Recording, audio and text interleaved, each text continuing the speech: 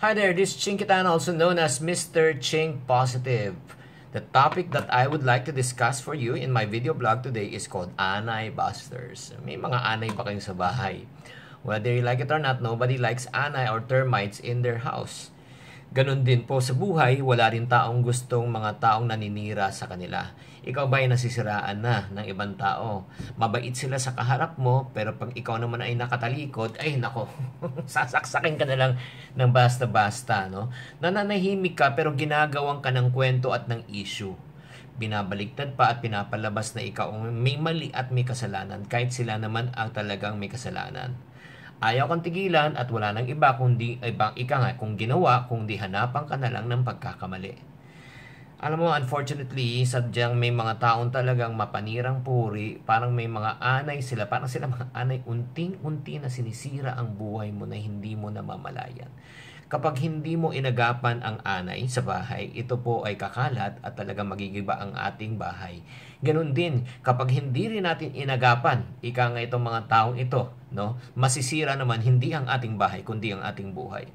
Question: ano kaya maaari natin gawin sa mga taong naninira sa atin? When I say naninira, itong ibig sabihin talaga yung mga pawang katotohanan lang, ha? Hindi yung talagang minsan meron talagang ika nga mga ibang tao na talagang iba ang agenda, na talagang gusto lang nila sila ang sumikat. So what can we do? First, okay, let me suggest. Number one is you got to ignore them. Minsan, ang mga taong ito ay nagagawa lang dahil sila ay KSP. Alam mo yung KSP, kulang sa pansin.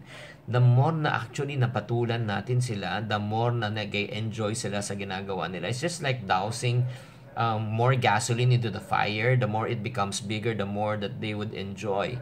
Kaya sometimes the best thing to do, the best the best defense is to what? Just ignore them. Mapapagod din sila. Lalo na kung talagang wala namang basehan ang dapat yan sabihin. Why should you get affected? Diba? Ba't ka parating nag-iisip? Ba't iisipin mo kung ano sabihin nila, kung ano iisipin nila? Don't give them the pleasure of annoying you. Huwag mo nang pakita na naiinis ka, ngiti ka lang, smile ka lang. Kapag sinigawan ka, ay magpakumbaba ka, mahinahon kang sumagot at huwag mong bigyan ng panahon ang mga taong mga nega na ito. Don't give them the pleasure, don't give in. Number two is what? Kung hindi mo talagang pwede ma-ignore kasi nga talagang masyado na siyang persistent at talagang nakakasira na talaga, you got to confront them. Yan ang isang mga character trait na medyo kulang sa atin mga Pinoy. Natatakot ba tayong mag-confront? Well, whether you like it or not, pag sobra ng paninira, then it's time to do this in a what? Civil and a peaceful manner. No? Ika nga, civil and a peaceful manner. Walang hindi naaayos sa masinsinan at mapayapang usapan. Isa pa, kapag kinausap mo, dapat maayos at dapat malaman mo at maintindihan mo yung punot dulo. Baka miscommunication lang siya. Sometimes we have the tendency to jump into conclusions, specifically kung hindi natin feel yung tao. Diba? Kung yung tao pero hindi natin feel, ay nako, galit ako talaga dyan, kaya ganun yung sinasabi niya. No. Again, never jump into any conclusion. Baka ikaw rin ang magsisi. Last but not the least, aside from ignoring them, confronting them, and number three, you got to what? Evaluate yourself. Sit down and reflect. Alamin mo kung talagang itong paninira lamang or kaya ito ay may katotohanan. Is there a tinge of truth in what they're saying? Kamustahin din natin and let's introspect and ask ourselves, anong character natin? Meron ba tayong pagkakamali na ginawa? Meron ba tayong ugali na hindi maganda? Kamustahin din natin yung mga bibig na mga words na lumalabas sa ating bibig. Paano kaya tayo makitungo sa ating mga taong nakapaligid po sa atin? Are we kind? Number one, are we gracious? Are we sensitive? Ilan lang to mga words na dapat natin na tanungin natin sa ating sarili. Alam mo kasi whether you like it or not, we have all our blind sides.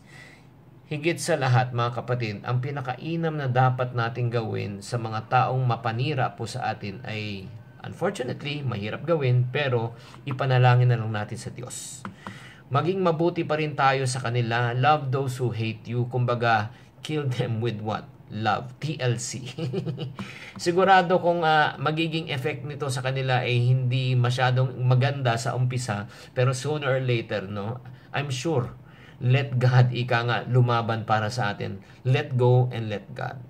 Alam mo, kahit ano natin gawin, hindi naman natin mababago ang tao. Only God can really change a person. So let me ask you, as I conclude this video blog for today, may mga tao bang naninira sa'yo? That's number 1. Ano yung step na ginawa mo na para kumprontahin o kausapin o ignore sila, or if not, ipag-pray sila? So, I hope that this short blog is able to enlighten you today if you're going through crisis. Naka-encourage sa inyo. I just want to encourage you also to please subscribe on my YouTube. So once I do a video, you will automatically receive the video. And then number 2, if you like this, please also share it with other people. Number 3, if you're not part of my Facebook account, Twitter account, my Viber account also, please go to Viber, public chat, and follow me there. This is Chinkitan saying, to every problem, there's always a solution. If you're not part of the solution, you're part of the problem. Always think positive.